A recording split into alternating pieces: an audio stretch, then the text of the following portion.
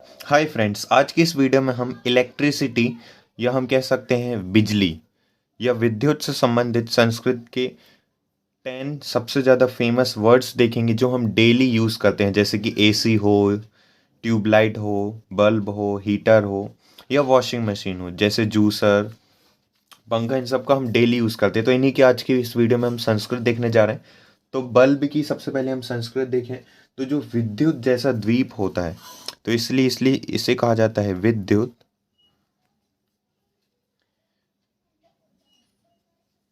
द्वीपः। विद्युत दीपः यानी विद्युत जैसा दीप, एक दीप के आकार में होने के कारण इसे विद्युत दीपः कहा जाता है।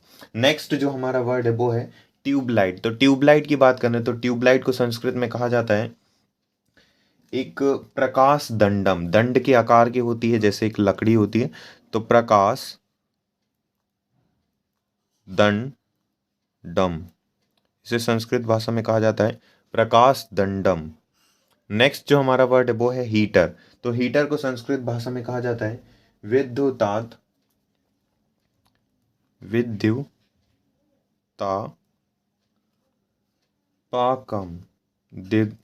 तो इसे कहा जाएगा विद्युतापकम। नेक्स्ट वर्ड है वॉशिंग मशीन। इसका आप कपड़े धोने में डेफिनेटली यूज करते ही होगे, यदि नहीं करते तो हाथ से धोते होगे फिर। तो चलिए देखते हैं, वॉशिंग मशीन को संस्कृत में कहा जाता है वस्त्र क्षालन। वस्त्र क्षालन यंत्रम। यंत्रम, अब इसके आगे ज्यादातर यंत्र यानी होता है कोई भी डिवाइस। तो ये वस्त्र क्षालन यानी कपड़े धोने की मशीन, जिसे कह सकते हैं वॉशिंग मशीन। अब आता है एयर कंडीशनर, एसी। गर्मी में इसका ज्यादातर यूज होता है। तो एसी की बात करें तो एसी को संस्कृत में कहा जाता है वातानुकूल यंत्रम। ये वातावरण को क्या कर देती है, कूल कर देती है, इसलिए इसे कहा जाता है वातानुकूल। अनुकूल, जो वातावरण है उसको अनुकूल कर देने के कारण इसे कहा जाता है वातानुकूलन यंत्रम। नेक्स्ट आ जाता है मिक्सर।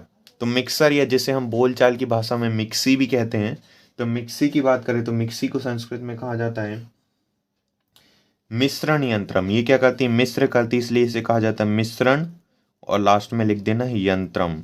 तो मिश्रण यंत्रम। तो ये थी इसकी संस्कृत मिश्रण यंत्रम। अब हम आ जाते हैं अगले शब्द में जो है जूसर। तो जूसर को संस्कृत भाषा में कहा जाता है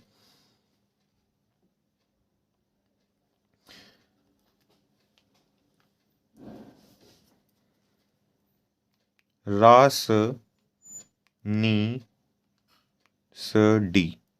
रसनीसडी।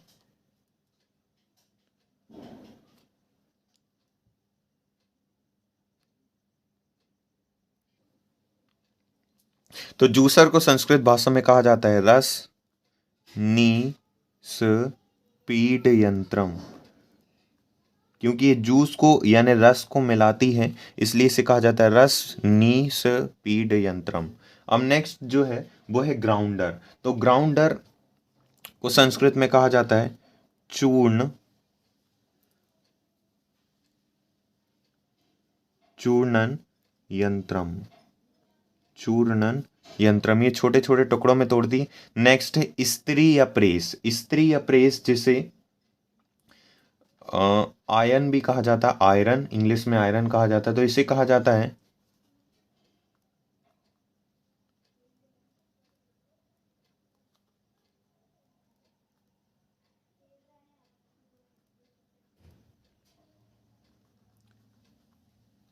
पटसन कोच हारिका।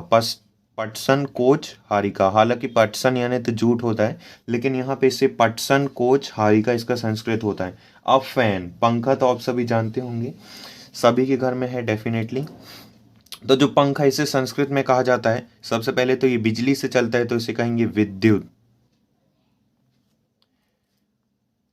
व्यंजनम।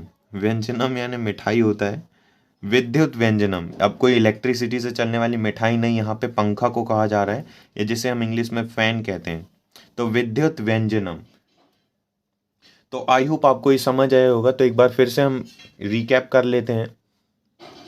तो जो बल्ब होता है उसे विद्युत द्वीप कहा जाता है या विद्युत दीप। ट्यूबलाइट को कहा जाता है प्रकाश दंडम। हीटर को विद्युत पकम। नेक्स्ट है वॉशिंग मशीन, वस्त्र क्षालन यंत्र, वस्त्र क्षालन यंत्रम। एयर कंडीशनर को कहा जाता है वातानुकूलन यंत्रम। नेक्स्ट है मिक्सर, तो जो मिक्सर है उसे कहा जाता है मिश्रण यंत्रम। नेक्स्ट है जूसर, तो जूसर को कहा जाता है रसनी स्पीडन यंत्रम। ग्राउंडर को कहा जाता है चूरण यंत्रम। इस्त्री या आयरन या प्रेस कहा जाता है पाटसन कोचन हारिका। पंखा को कहा जाता है विद्युत व्यंजन। सो आई होप आपको समझ आएगा। So at last thanks for watching the video. Please share the video as much as possible with your friends and classmates.